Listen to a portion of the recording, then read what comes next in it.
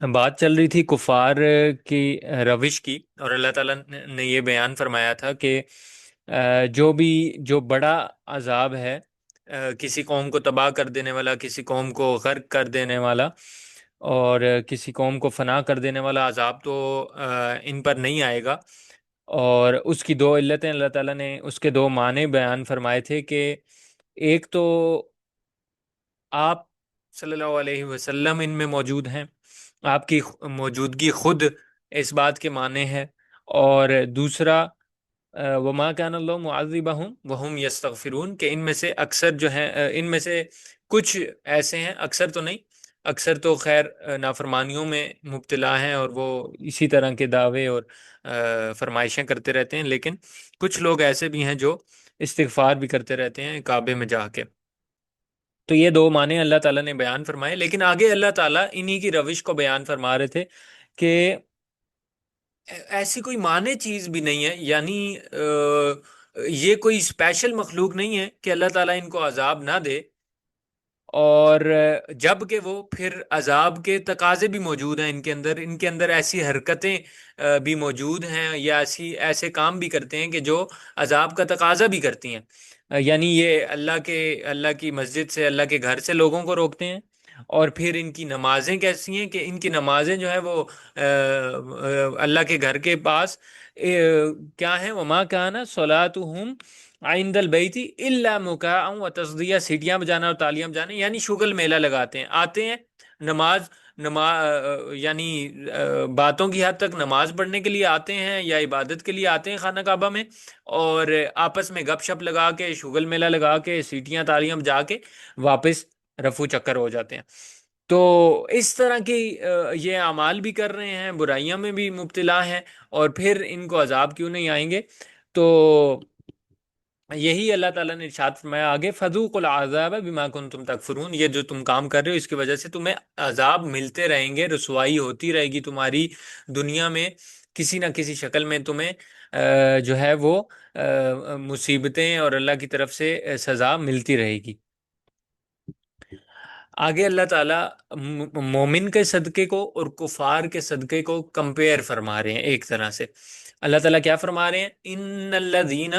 بے شک وہ لوگ، کفروا، جنہوں نے کفر کیا، ينفقون اموالہم، خرچ کرتے ہیں اپنے اموال کو، لیصدوا عن سبیل اللہ، تاکہ وہ روکیں اللہ کے راستے سے، فسینفقونھا، تو بس وہ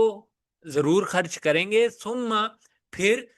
وہ مال جو ہے تکون علیہم، ہوگا ان پر، ان کے لیے بنے گا، حسرتن،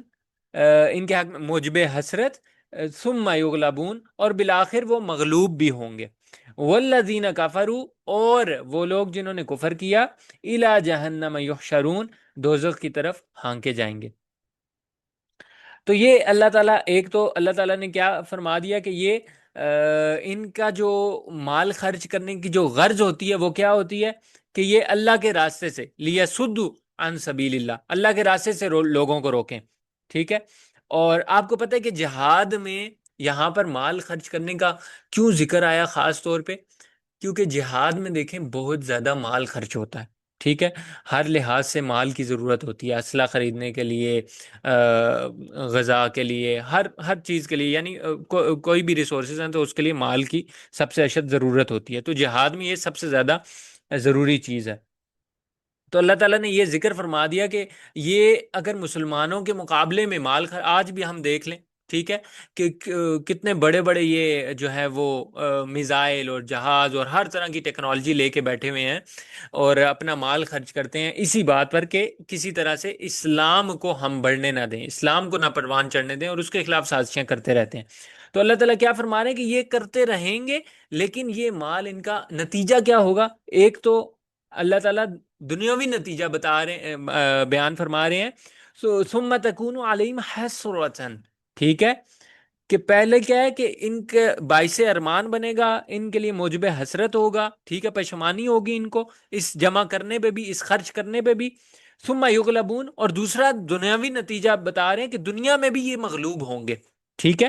اور پھر اخروی نتیجہ بھی اللہ تعالیٰ ساتھ ہی بیان فرما رہے ہیں کہ یہ سارے خرچ کر لیں، جو مرضی کر لیں،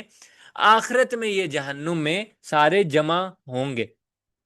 اور دوسری طرف کیا ہے کہ ایک کافر کا یہ صدقہ ہے، ٹھیک ہے، اور مسلمان کا صدقہ کیا ہے کہ مسلمان جتنا بھی صدقہ کرتا ہے اسے ہر صدقہ کرنے پہ اللہ تعالیٰ فرما رہے ہیں ایک نیکی کے بدلے 10 نیکیاں، اور پھر سورہ بقرہ میں فرما رہے ہیں کہ اسے 700 گنا تک، اور جہاد کا تو ثواب ہی الگ ہے۔ تو یہ چیز ہے کہ کافر جو ہیں وہ خرچ کرتے ہیں، ٹھیک ہے، اور ان کی کیا اس سے آبجیکٹیوز ہوتے ہیں، ان کا کیا اس سے غرض ہوتی ہے کہ وہ مسلمانوں کو یا لوگوں کو اللہ کے راستے سے روک سکیں، ٹھیک ہے، اسلام کو پروان چڑھنے سے روک سکیں۔ جبکہ ایک مسلمان جو ہے وہ خلوص کے ساتھ کوئی بھی عبادت کرتا ہے، چاہے وہ انفاق فی سبیل اللہ ہے، چاہے وہ نماز پڑھنا ہے، روزہ رکھنا ہے، جسمانی عبادت ہے یا مالی عبادت ہے، اخلاص سے اللہ کی رضا کے لیے کرتا ہے اور اسلام کی سربلندی کے لیے، دین کی سربلندی کے لیے کرتا ہے۔ آگے اللہ تعالیٰ فرما رہے ہیں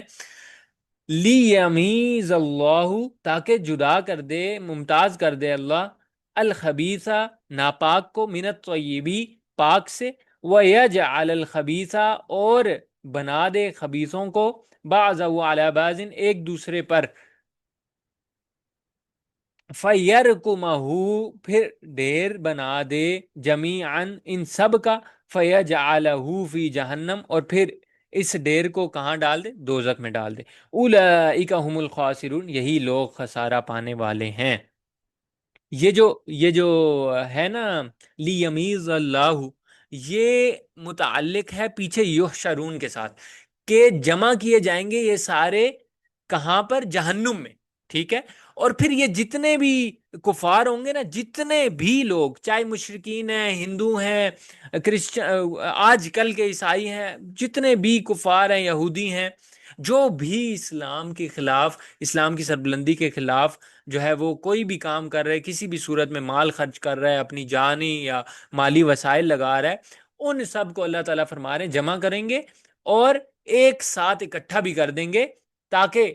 کیا ہوگا وہاں پر؟ یہ سارے جتنے اسلام دشمن ہیں وہ ایک جگہ اکٹھے ہو جائیں گے، جن کو اللہ تعالیٰ نے کیا کہا؟ خبیث، ٹھیک ہے، ناپاک لوگ۔ اور دوسری طرف اللہ نے کیا کہا کہ من الطیب، ٹھیک ہے، جو بھی اسلام کے علم بردار ہیں، جو بھی انبیاء ہیں، صدیقین ہیں، شہداء ہیں، صالحین ہیں، اور انبیاء کو ماننے والے جتنے مسلمان ہیں، وہ ایک جگہ پر جنت میں انشاءاللہ جمع ہو جائیں گے۔ تو اس دن، قیامت کے دن، یعنی جب یہ سارے جمع کیے جائیں گے، یہ یحشرون سے متعلق ہو گیا، اس دن تمیز کر دے گا اللہ تعالیٰ۔ اور سورہ یاسین میں بھی آتے ہیں نا، وَامْتَازُوا الْيَوْمَ أَيُّهَا الْمُجْرِمُونَ، کہ آج کیا، آج جو ہے وہ الگ ہو جائیں، اے مجرموں الگ ہو جاؤ، ٹھیک ہے، یہ اعلان ہوگا۔ اور روایت میں آتا ہے نا کہ امام ابو حنیفہ رحمہ اللہ کے بارے میں روایت ہے کہ یہ آیت انہوں نے پڑھی، وَامْتَازُوا الْيَوْمَ أَيُّهَا الْمُجْرِمُونَ، وہ پوری رات روتے رہے کہ جس وقت یہ اعلان ہوگا تو پتہ نہیں ہمارا حال کیا ہوگا، ہم کہاں کھڑے ہوں گے۔ تو ایسا ان کا ایمان تھا۔ تو آگے اللہ تعالیٰ کیا فرما رہے ہیں کہ یہ جو فریق خبیث ہے، ان سب کو اکٹھا کر کے، ڈھیر کر کے، ایک ڈھیر بنا کے ان کو جہنم میں ڈال دیا جائے گا، جھونک دیا جائے گا، اور یہی اصل خسارہ پانے والے ہیں، نقصان والے ہیں۔ پھر اللہ تعالیٰ آپ سے وسلم کو کیا فرما رہے ہیں؟ قُل لِّلَّذِينَ، اے نبی آپ کہہ دیں ان لوگوں سے، کفروا جنہوں نے کفر کیا، اِن يَنْتَهُوا اگر اب بھی باز آ جائیں یہ کفر سے، یغفر لہم تو معاف کر دیے جائیں گے، ما قد سلف ان کے وہ گناہ جو وہ پہلے کر چکے، وَإِن يَعُودُوا وَإِن يَعُودُوا اور اگر اپنی وہی روش دوبارہ رکھیں گے، برقرار رکھیں گے، یعنی واپس آئیں گے، فقد مضت تو یقیناً نافذ ہو چکا، سنت الاولین پہلے کافروں کے حق میں بھی قانون، یعنی پہلے لوگوں کا طریقہ۔ اب اللہ تعالیٰ ایک طرف تو ترغیب دے رہے ہیں ان مشرکین کو، ان کفار کو، کہ تم اب یہ حق اور باطل واضح ہونے کے بعد، اب چونکہ تم پر حجت قائم ہو چکی ہے اور حجت تام ہو چکی ہے کہ حق دین جو ہے وہ اسلام ہے، اسلام کی حقانیت واضح ہو چکی ہے، اب بھی اگر تم توبہ کر لو، معافی مانگ لو، اپنے ان برے اعمال سے باز آ جاؤ، تو جو تمہارے پرانے گناہ ہیں اللہ اتنا غفور الرحیم ہے کہ ان کو معاف کر دے گا۔ لیکن آگے اللہ تعالیٰ ترہیب بھی بیان فرما رہے ہیں، ڈرا بھی رہے ہیں، یعنی یہ دھمکی، یعنی دھمکی تو نہیں، اس کو کہیں گے سچ بات اللہ تعالیٰ فرماتے ہیں کہ اگر وائیں یعودو یعودو یعنی لوٹیں گے کس چیز کی طرف؟ الی القتال، ٹھیک ہے، یعودو الی القتال، اگر یہ وہی اپنی عادت جاری رکھیں گے مسلمانوں سے قتال والی، تو کیا ہوگا؟ پھر ہم نے پہلے لوگوں کے ساتھ جو حشر کیا وہی ان کے ساتھ بھی ہوگا، اور پہلے لوگوں کا یہ حشر اپنی کتابوں میں، اپنے صحیفوں میں، ٹھیک ہے، اپنے لٹریچر میں دیکھ چکے ہیں، اور یہ جانتے ہیں، یہ تجارت کے لیے آتے جاتے ہیں، اسفار کرتے ہیں، یہ ان قوموں کا حال دیکھتے ہیں، ٹھیک ہے، پرانی جتنی قومیں تھی یہ ان کی یعنی بیان ہو رہی ہے، یہ ان کی بات ہو رہی ہے، ان کی طرف اشارہ ہے، جیسے فرعون کو، نمرود کو، جو بھی حال کیا تھا، جو قوم عاد، قوم سمود کا، قوم لوط کا، فرعون کا، تو یہ دنیا میں ہلاک ہوں گی، ٹھیک ہے، دنیا میں ہلاک ہوئی تھی اور آخرت میں عذاب، تو یہ اس بات کی طرف اشارہ ہے، ان کو پہلے ترغیب دی گئی کہ ڈر جاؤ، توبہ کر لو، اور پھر ترغیب دی گئی کہ اگر نہیں کرو گے، اگر نہیں کرو گے تو وہی حال ہوگا تمہارا بھی جو ان کا ہوا تھا۔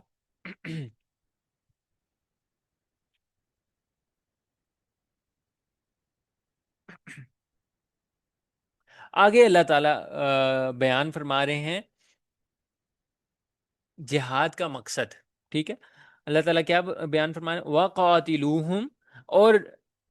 کافروں کو قتل کرو، کافروں سے قتال کرو، حتیٰ یہاں تک کہ لا تکون فتنۃ، نہ باقی رہے فساد، وَيَكُونَ الدِّينُ كُلُّهُ لِلَّهِ، اور دین سارے کا سارا اللہ ہی کا ہو جائے، فَإِنِ انْتَهُوا، اور پھر اگر یہ لوگ باز آ جائیں، فَإِنَّ اللَّهَ بِمَا يَعْمَلُونَ بَصِيرٌ، تو بے شک اللہ تعالیٰ ان کے سب اعمال کو دیکھنے والے ہیں، وَإِن تَوَلَّوْا، اور اگر یہ روگردانی کریں گے، فَاعْلَمُوا، تو بس یقین جانو، ان اللہ، کہ بے شک اللہ، مولاکم، تمہارا دوست ہے، نعم المولا، وہ کیا ہی خوب دوست ہے، وہ نعم النصیر، اور کیا ہی خوب مددگار ہے۔ اللہ تعالیٰ یہ بیان فرما رہے ہیں کہ بھائی یہ جو کافر ہے نا، اب دیکھو تم نے ان سے قتال کرنا ہے، ٹھیک ہے، اور یہاں تک قتال کرنا ہے کہ یہ فتنہ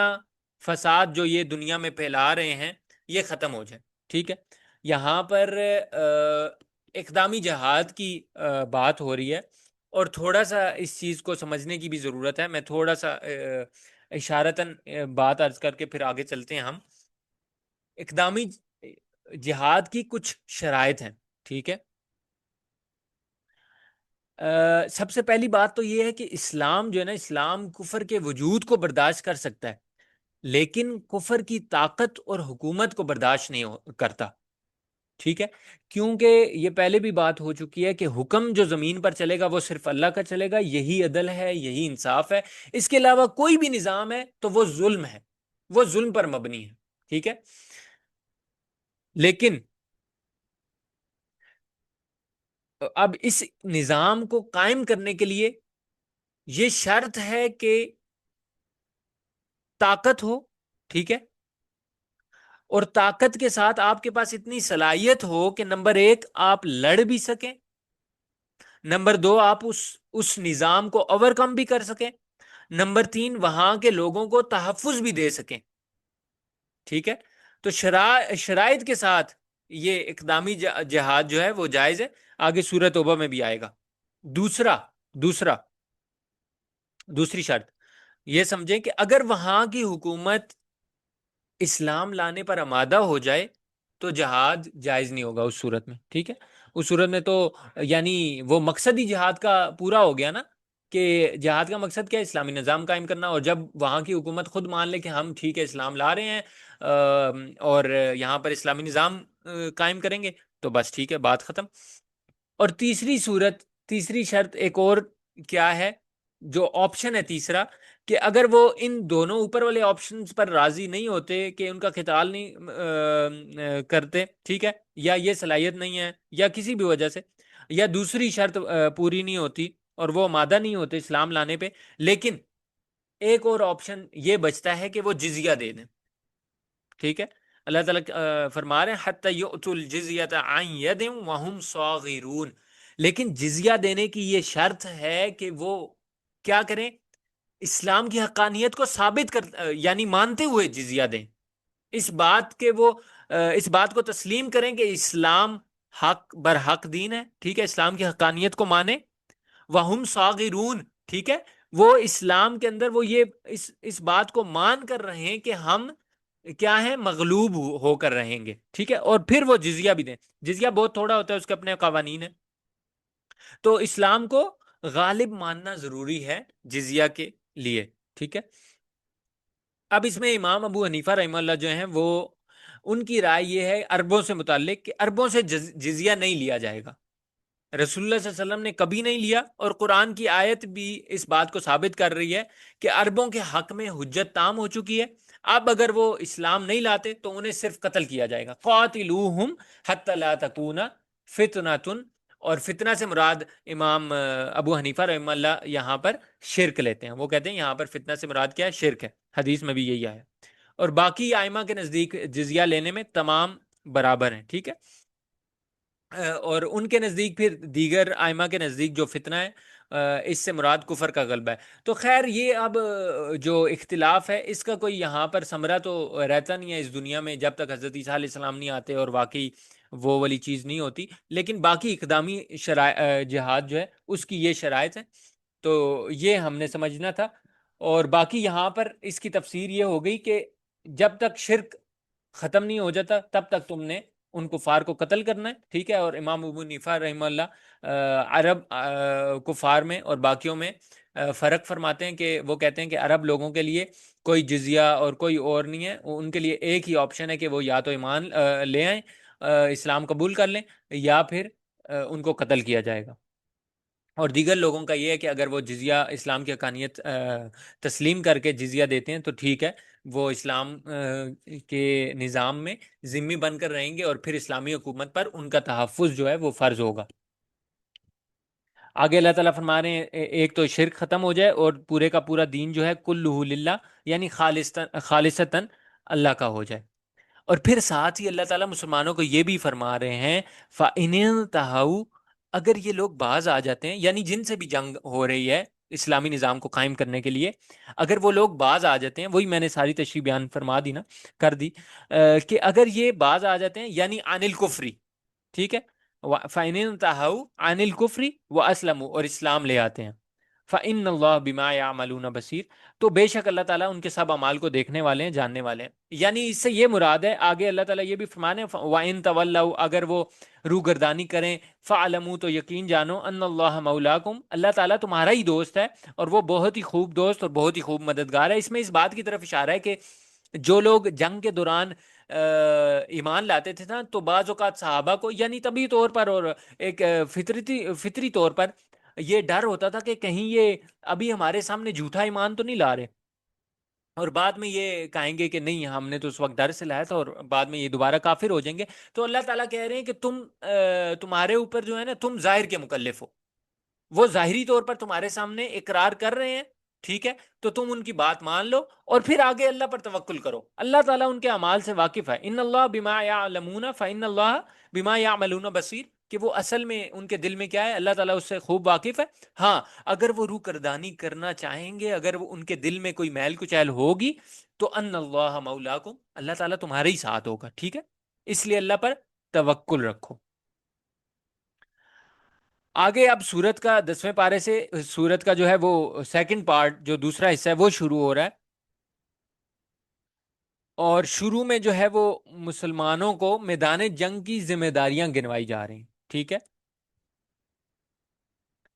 اور جیسے میں نے کہا تھا کہ اس میں بھی اسی طرح دونوں مضامین بیان ہوئے ہیں، مال غنیمت کے بارے میں بھی کچھ علتیں بیان ہوئی ہیں، اور اس کے بعد پھر 7 قوانین جہاد مذکور ہیں۔ اور یہ بھی آپ کہہ سکتے ہیں کہ پہلے جو آیا نا کہ مال غنیمت کا حکم آیا کہ کس طرح سے تقسیم کرنا ہے، تو اب اس کے ضمن میں یا اس کی تفصیل اور اس کی وضاحت میں پراپر اس کی تقسیم بتائی جا رہی ہے کہ کس کے کتنے حصے ہوں گے، ٹھیک ہے۔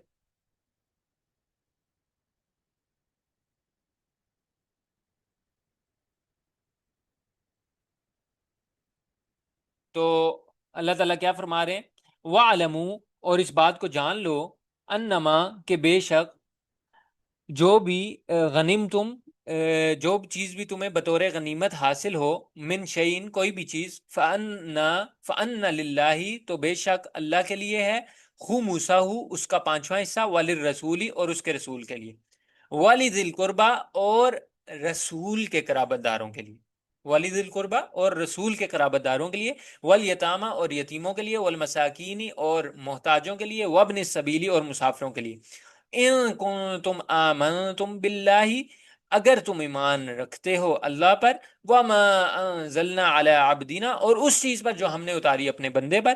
یوم الفرقانی فیصلے کے دن، یوم التقى الجمعان جس دن باہم مقابل ہوئی تھی دونوں جماعتیں، واللہ علی کل شیء قدیر اور اللہ ہی ہر چیز پر پورے قادر ہیں۔ تو اب مال غنیمت کی تفصیل، تقسیم کی تفصیل اللہ تعالیٰ نے بیان فرما دی ہے۔ یہاں پر سب سے پہلے یہ دیکھ لیں کہ قرابت داروں سے مراد کیا ہے؟ رسول اللہ صلی اللہ علیہ وسلم کے رشتہ دار، ٹھیک ہے، ایک بات۔ اب مال غنیمت کی تقسیم کیسے ہوگی وہ اللہ تعالیٰ نے کیا فرمایا؟ ٹوٹل مال غنیمت کے 5 حصے ہوں گے، ٹھیک ہے، ٹوٹل مال غنیمت کے 5 حصے ہوں گے۔ ایک اللہ اور اس کے رسول کا، یہ اس دن میں نے بتا دیا تھا کہ اللہ اور اس کے رسول سے مراد کیا ہے کہ وہ بیت المال میں جائے گا، ٹھیک ہے، لیکن یہاں پر اس کی بھی تفصیل ہے۔ اور باقی جو 4 بچیں گے، ایک اللہ اور اس کے رسول کا، اور باقی جو 4 بچیں گے وہ مجاہدین کے ہوں گے، ٹھیک ہے۔ وہ پھر اس کی تفصیل ہے کہ جس کے پاس گھوڑا ہے اس کے کتنے ہوں گے، جو گھڑ سوار تھا، اور جو پیدل تھا اس کے کتنے ہوں گے، اور فلاں فلاں۔ اب جو اللہ اور اس کے رسول کا حصہ ہے نا، اس میں پھر تفصیل ہے، ٹھیک ہے۔ اس کے پھر کیا ہوں گے؟ دوبارہ سے 5 حصے ہوں گے۔ پہلا حصہ نبی صلی اللہ علیہ وسلم کا ہوگا، ٹھیک ہے، جو اللہ اور اس کے رسول کا ہے، اس کے پھر 5 حصے ہوں گے۔ پہلا حصہ نبی صلی اللہ علیہ وسلم کا، دوسرا حصہ رشتہ داروں کا، آپ صلی اللہ علیہ وسلم کے رشتہ داروں کا، تیسرا حصہ یتیموں کا، والیتامہ، پھر چوتھا حصہ مسکینوں کا، والمساکین جو عام غریب ہوتے ہیں، محتاج، اور پانچواں حصہ وابن السبیل مسافروں کا، یعنی ایسا مسافر جو کسی اور ملک میں آیا ہوا ہے یا کہیں دور آیا ہوا ہے اپنے آبائی وطن سے، اور اس کے پاس واپس جانے کا کرایہ وغیرہ نہ ہو۔ آج کل کے دور میں علماء فرماتے ہیں کہ اب یہ علت بھی ختم ہو گئی ہے کہ ہر طرف اکاؤنٹس کا سسٹم ہے، آن لائن ٹرانزیکشنز کا سسٹم ہے، تو یہ چیز، لیکن پھر بھی اگر کہیں اس طرح کی پاسبلٹی بنتی ہے یا کوئی مسافر محتاجی کا شکار ہوتا ہے تو اس پر جو ہے وہ یہ جائز ہوگا لینا۔ اب آتے ہیں دور حاضر میں، یعنی پریزنٹ ٹائم میں مال غنیمت کے احکام کیا ہوں گے۔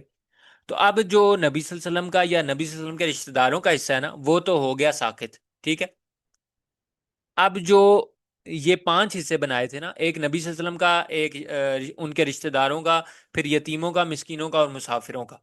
تو اب وہ جو 2 حصے ہیں، پہلے 2 حصے ساقط ہو گئے، اور وہ 2 حصے انہی 3 حصوں میں ضم ہو جائیں گے، یعنی ٹوٹل اللہ اور اس کے رسول کے حصے میں سے ٹوٹل 3 حصے ہوں گے، ایک یتیموں کا، ایک مسکینوں کا، اور تیسرا مسافروں کا، ٹھیک ہے۔ لیکن یہ بات یاد رکھی جائے کہ جو اگر کوئی سید ہے رسول صلی اللہ علیہ وسلم کا واقعتاً یعنی ان کے خاندان سے ہے، اور وہ ان میں سے کسی کیٹیگری میں آتا ہے، یتیموں، مسکینوں، مسافروں میں سے، تو اس کو باقیوں پر ترجیح دی جائے گی ابھی بھی، کیونکہ وجہ ترجیح موجود ہے بہرحال۔ تو یہ تفصیل تھی اس آیت کی کہ مال غنیمت کس طرح سے تقسیم ہوگا۔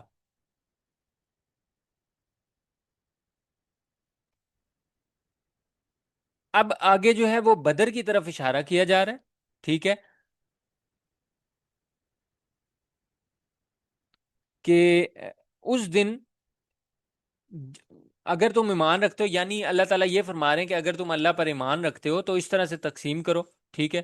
اور اس بات پر، اگر اس چیز پر ایمان رکھتے ہو جو ہم نے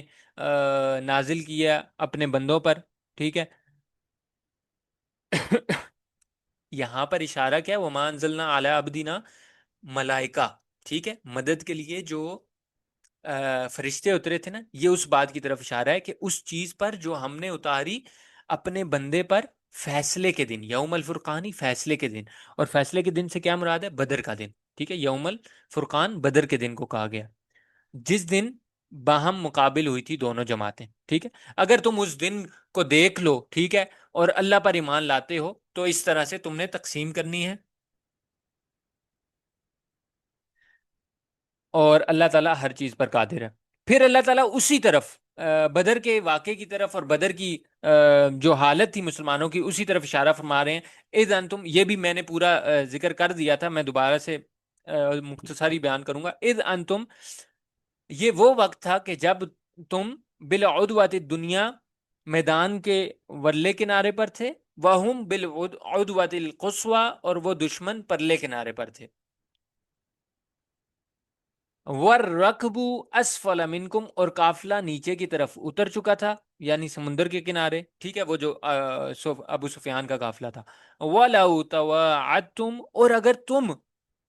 آپس میں وعدہ کرتے، یعنی تم اور کافر، لَاخْتَلَفْتُمْ، تو تم میں اختلاف ہوتا، تم میں ضرور اختلاف ہوتا، فِي الْمِيعَاد، وعدہ پورے کرنے میں، وَلَكِنْ لِيَقْضِيَ اللَّهُ، اور لیکن بغیر میعاد کے تم کو جمع کر دیا، تاکہ کیا کرے، وَلَكِنْ لِيَقْضِيَ اللَّهُ، تاکہ تکمیل کر دے اللہ امرن، اس کام کی، کان مفعولا، جو اس کو منظور تھا، جو ہو کر رہنا تھا۔ کیا آگے علت بیان ہو رہی ہے، لِيَهْلِكَ، تاکہ گمراہ ہو یا ہلاک ہو، ہلاک ہونے سے مراد گمراہ ہو، لِيَهْلِكَ، تاکہ گمراہ ہو، من ہلک عن بینۃ، جس کو گمراہ ہونا واضح دلیل کے بعد، وَيَحْيَا، اور ہدایت پائے، ٹھیک ہے، زندہ ہونے سے کیا مراد ہے یہاں پہ، ہدایت پائے، من حی عن بینۃ، دلیل، جس کو ہدایت پانی تھی دلیل واضح ہونے کے بعد، وَإِنَّ اللَّهَ لَسَمِيعٌ عَلِيمٌ، اور بے شک اللہ تعالیٰ خوب سننے والا، خوب جاننے والا ہے۔ تو اللہ تعالیٰ وہی اسی طرف اشارہ فرما رہے ہیں کہ جب تم اس کنارے پر تھے اور وہ پرلے کنارے پر تھے، اور تمہارے حالات، یعنی اسی چیز کی طرف اشارہ ہے کہ مسلمان جو ہیں وہ میدانی اعتبار سے ریتلے میدان میں تھے، اور میں نے ساری چیزیں بیان کر دی، ٹھیک ہے۔ تو اللہ تعالیٰ اسی کمزوری کی طرف اشارہ بیان فرما رہے ہیں، اور کہہ رہے ہیں، اور کیا فرما رہے ہیں کہ اگر تم نے پہلے سے یہ ڈیسیژن لیا ہوتا اور آپس میں بیٹھ کے مذاکرات کے اس میں، یا ویسے اعلان جنگ جیسے ہوتا ہے، اعلان جنگ کیا ہوتا کہ فلاں دن ہم دونوں ایک دوسرے پر چڑھ دوڑیں گے، حملہ کریں گے، جنگ کریں گے، تو اتنے سخت حالات تھے کہ یقیناً تم دونوں آپس میں وعدہ خلافی کر لیتے اور مقابلہ نہ ہوتا، لیکن اللہ تعالیٰ کو چونکہ منظور تھا حق اور باطل کو واضح کرنا، یوم فرقان بنانا بدر کے دن کو، اس لیے اللہ تعالیٰ نے وہ مقابلہ کروایا، تاکہ کیا ہو جائے، حجت قائم ہو جائے، ٹھیک ہے، ایک حجت قائم ہوگی۔ میں نے پہلے بھی کہا نا کہ کیا حجت قائم ہوگی، کہ حق واضح ہو گیا، باطل واضح ہو گیا، اب جو کوئی مرتا ہے تو اس کے اوپر حجت تام ہو چکی ہے، اب اس کے لیے کوئی یعنی یہ اس کے پاس بہانہ نہیں ہوگا کہ میرے پاس ہدایت کا راستہ نہیں آیا تھا، یا مجھے ہدایت کا راستہ پتہ نہیں چلا تھا، ٹھیک ہے، اسلام کی حقانیت ثابت ہو چکی ہے، ہدایت کا راستہ واضح ہو چکا۔ اللہ تعالیٰ یہاں پر روحانی زندگی مراد لے رہے ہیں، کہ جس کو مرنا تھا، جس کو گمراہ ہونا تھا، جس کو ہلاک ہونا تھا، یعنی جس کو راستے سے بھٹکنا تھا، وہ راستے سے بھٹک جائے، اب حجت عام ہو چکی ہے، ٹھیک ہے، اب اس کو سزا ملے گی اس کے بعد اگر وہ ہدایت کو چھوڑتا ہے۔ اور جس کو زندہ رہنا تھا، یعنی جس کو ہدایت کے راستے پر چلنا تھا، وہ بھی اس کے لیے بھی دلیل واضح ہو گئی ہے، اب وہ ہدایت کا راستہ اپنا لے۔ اور بے شک جو بھی ہدایت پر چلے گا، اللہ تعالیٰ اس کو بھی سن رہا ہے، اس کی بھی باتیں سن رہا ہے، اس کے اعمال کو جانتا ہے، دلوں کے حال کو جانتا ہے، اور جو کفر میں مبتلا ہے، جو گمراہ ہو چکا ہے، اللہ تعالیٰ اس کو بھی جانتا ہے، سننے والا ہے۔ پھر اللہ تعالیٰ دوبارہ بدر کی طرف اشارہ فرما رہے ہیں، اپنی جو ہے وہ انعامات کا ذکر فرما رہے ہیں، اذ یریکہم اللہ، اور جب دکھائے آپ کو وہ کافر اللہ نے، فی منامکا، آپ کے خواب میں، قلیلاً تھوڑے، یوری کا دیکھیں، یہ اس کی تھوڑی سی ترکیب دیکھیں، یوری دکھانا، ٹھیک ہے، یوری کیا ہے، ارا یوری سے ہے کہ اللہ نے دکھائے، کا کاف ضمیر ہے مخاطب کی، آپ کو، ہم وہ کافروں کی طرف جا رہی ہے ہم ضمیر، ٹھیک ہے، اللہ نے دکھائے آپ کو وہ کافر،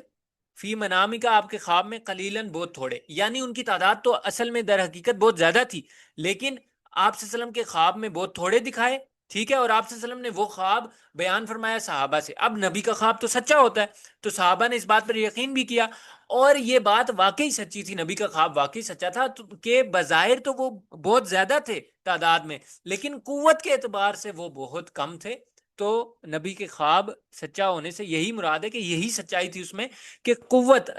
دراصل ان کے پاس ایمانی قوت اور اللہ کی نصرت کی قوت نہیں تھی، اس لیے وہ بہت تھوڑے تھے، مغلوبیت کے اعتبار سے یا حقیقت کے اعتبار سے وہ بہت کم تھے. ٹھیک ہے. وَلَوْ أَرَاكَهُمْ، اگر اللہ دکھاتا آپ کو وہ کافر کثیرن بہت زیادہ کر کے لَفَشِلْتُمْ، تو آپ یقیناً ہمت ہار جاتے. ٹھیک ہے. صحابہ اور آپ لوگ آپ سے نبی صلی اللہ علیہ وسلم کو خطاب کر کے فرما رہے ہیں، لیکن اصل میں انڈائریکٹلی خطاب صحابہ کو ہے کہ تم لوگ ضرور ہمت ہار جاتے. وَلَتَنَازَعْتُمْ فِي الْأَمْرِ، اور تم ان سے جھگڑنے یعنی ان سے جنگ کرنے میں آپس میں جھگڑنے لگتے کہ جنگ کرنی ہے یا نہیں کرنی. فی الامری کا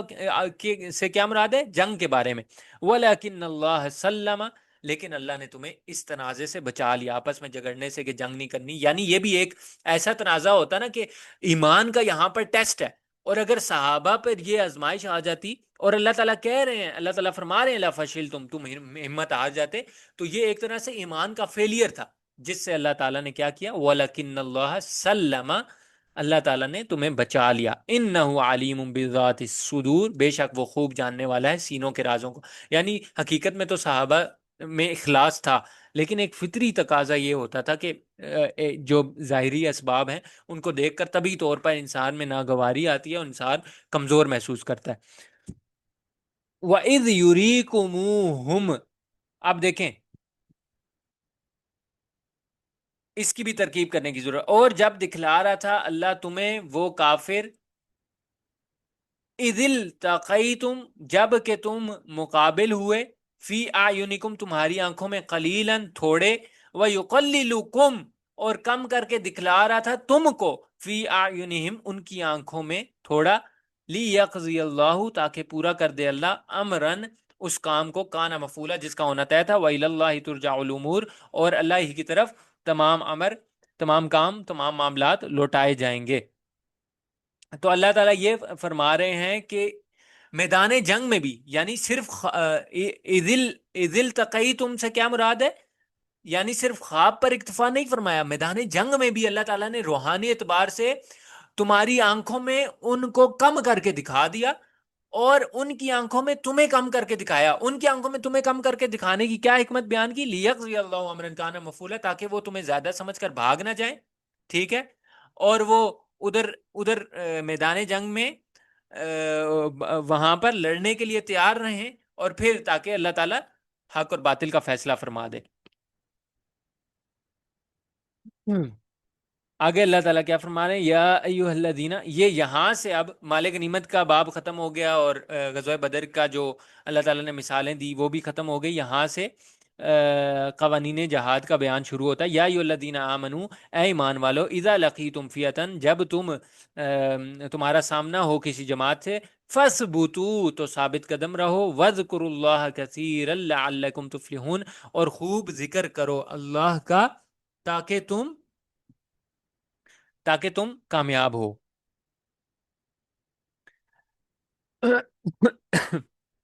تو یہاں پر اللہ تعالیٰ میدان جنگ کی ذمہ داریاں مسلمانوں کو بتا رہا ہے،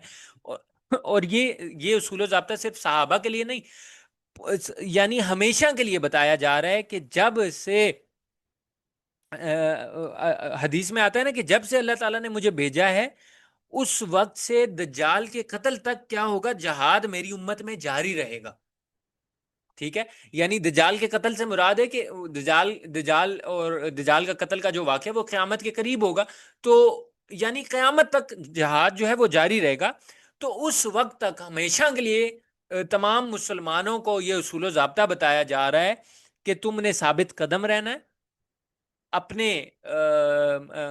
قلوب کو مضبوط رکھنا ہے، ثبات قدمی اور ثبات قلبی، اور اللہ کا ذکر کرتے رہنا. کیونکہ اہل ایمان کو جو موٹیویشن ملتی ہے نا، وہ اللہ کو یاد کرنے سے ملتی ہے. اگر اللہ تعالیٰ کو نکال دیں، ٹھیک ہے، تو ہمیں سارا کا سارا اعتماد کس چیز پر ہوگا؟ اپنی جو ظاہری قوت ہے، مادی قوت پر کرنا پڑے گا، اور مادی لحاظ سے تو اکثر ہم کمزور ہی ہوتے ہیں مسلمان. ٹھیک ہے. تو یہ چیز ہے کہ ایک تو ہم نے ثابت قدم رہنا ہے، اور پھر اللہ تعالیٰ کو یاد رکھنا ہے، اللہ تعالیٰ سے مدد طلب کرتے رہنا ہے کہ اللہ کو ہم جب نکال دیتے ہیں، یعنی مسلمانوں کی واحد موٹیویشن اللہ کا ذکر ہے، اللہ کو یاد کرنا، اللہ سے مدد طلب کرنا، اللہ سے دعا کرتے رہنا، ٹھیک ہے؟ کیونکہ اللہ کی نصرت کو نکال دیں گے تو ہمارے پاس مادی قوت ہے، مادی قوت میں، مادی وسائل میں ہم اکثر کمزور ہوتے ہیں، اگر اس بات کو بھی نہ لیں۔ ویسے بھی اگر ہم مادی چیزوں پر انحصار کرنا شروع کر دیں گے تو ہمارے ایمان ڈگمگانے لگیں گے اور پھر اللہ کی نصرت بھی ہمارے ساتھ نہیں رہے گی۔ یہ مسلمانوں کو ترغیب دی جا رہی ہے۔ آگے اللہ تعالیٰ، یہ دو قوانین بیان ہو گئے، آگے اللہ تعالیٰ تیسرا اور چوتھا قانون بیان فرما رہے ہیں، وَأَطِيعُوا اللَّهَ، اور اطاعت کرو اللہ کی، وَرَسُولَهُ، اور اس کے رسول کی، وَلَا تَنَازَعُوا، اور آپس میں نہ جھگڑا کرو، فَتَفْشَلُوا، ورنہ کم ہمت ہو جاؤ گے، وَتَذْهَبَ رِيحُكُمْ، اور اکھڑ جائے گی ہوا تمہاری، وَاصْبِرُوا، پانچواں حکم کیا ہے؟ پانچواں قانون جہاد کیا؟ وَاصْبِرُوا، اور صبر کرو مقابلے کے وقت، یعنی ان اللہ مع الصابرین، بے شک اللہ تعالیٰ صبر کرنے والوں کے ساتھ ہے۔ تو یہاں پر کیا بتایا جا رہا ہے؟ اللہ کی اطاعت کرنی ہے۔ اللہ نے جو حکام بتا دیے اس سے پہلے، جو قوانین جہاد کے بتا دیے، یا کفار سے مقابلے کے وقت جو بھی اللہ تعالیٰ کا حکم ہوتا ہے اس پر عمل کرنا ہے۔ رسول کی اطاعت، یعنی اس وقت رسول کمانڈر تھے، تو اب رسول کے قائم مقام کون ہوگا؟ جو بھی مسلمانوں کی لشکر کا امیر یا کمانڈر ہوگا وہ رسول کے قائم مقام ہے۔ اور اختلاف نہ کرو، یعنی امیر کی رائے سے بھی اختلاف نہیں کرنا اور آپس میں بھی، ٹھیک ہے؟ اور امیر پر یہ ضروری ہے کہ امیر جب جنگ کے لیے نکلے تو وہ دلائل سے یہ ثابت کرے اپنے لشکر پر کہ یہ حق کی جنگ ہے، کیونکہ جب باطل کی جنگ ہوتی ہے نا تو پھر وہاں پر اختلاف ہوتا ہی ہوتا ہے۔ تو اس لیے امیر کی یہ ذمہ داری ہے کہ اپنے لشکر کو اس بات پر آمادہ کرے، اس بات کی خوب وضاحت کرے کہ یہ ہم اسلام اور کفر کی جنگ لڑ رہے ہیں، تاکہ اختلاف نہ ہو، آپس میں کوئی تنازع نہ ہو اور اللہ کا یہ حکم جو ہے اس پر عمل ہو سکے۔ آگے اللہ تعالیٰ چھٹا قانون جہاد بیان فرما رہے ہیں، وَلَا تَكُونُوا كَالَّذِينَ، اور نہ ہو جانا تم ان لوگوں کی طرح، خَرَجُوا مِن دِيَارِهِمْ، جو نکلے اپنے گھروں سے، بَطَرًا، اتراتے ہوئے، وَرِيَاءَ النَّاسِ، اور لوگوں کو دکھانے کے لیے، وَيَصُدُّونَ عَن سَبِيلِ اللَّهِ، اور روکتے تھے اللہ کے راستے سے، وَاللَّهُ بِمَا يَعْمَلُونَ مُحِيطٌ، اور اللہ تعالیٰ احاطہ کرنے والا ہے جو کچھ وہ کرتے ہیں اس کا۔ تو اب یہ فرق بیان کیا جا رہا ہے مومنین کی نیت میں جہاد کے لیے کیا ہونی چاہیے، اور جو کفار ہیں ان کی نیت۔ کفار کی نیت کیا ہوتی تھی؟ وہ جب گھر سے نکلتے تھے تو اپنے آپ پر اپنی جو بھی ان کے پاس اسلحہ اور اپنی مادی قوت ہوتی تھی ان کو تکبر ہوتا تھا اپنے اندر، ٹھیک ہے؟ بطرن، اتراتے ہوئے نکلتے تھے۔ تو تین چیزوں سے روکا گیا، ان کی طرح اتراتے ہوئے نہ جاؤ، پھر وہ لوگوں ریاکاری کرتے تھے لوگوں کو دکھانے کے لیے، دیکھو ہماری قوت، ہم کتنی شان والے ہیں، اور تیسرا کہ لوگوں کو اللہ کے راستے سے روکیں گے۔ تو یہ تینوں کام تمہارے اندر نہیں ہونے چاہیے، بلکہ ایک مجاہد کی نیت کیا ہونی چاہیے؟ اللہ کو راضی کرنا۔ دیکھیں مشرکین کی صفوں میں بھی اتحاد تھا، سب کچھ تھا، لیکن کیا غلطی کرتے تھے؟ تکبر، اپنی طاقت پر ناز، ریاکاری، شوبازی۔ تو مسلمانوں کو یہ بتایا جا رہا ہے کہ تم نے شوبازی نہیں کرنی، تمہاری نیت کیا ہے؟ اللہ کی رضا، یہ سب نہیں، صرف اللہ کی رضا، تبھی تم کامیاب ہوگے۔ تو انشاءاللہ یہاں پر ختم کرتے ہیں، آگے آیت نمبر 48 سے کل شروع کریں گے۔ جو بھی کوشچن ہوتا ہے اگر کوئی تو گروپ میں کر لیا کریں یہاں پر، چونکہ ٹائم نہیں بچتا اس لیے۔ سبحانک اللہم و بحمدک، ونشہد ان لا الہ الا انت، نستغفرک ونتوب الیک۔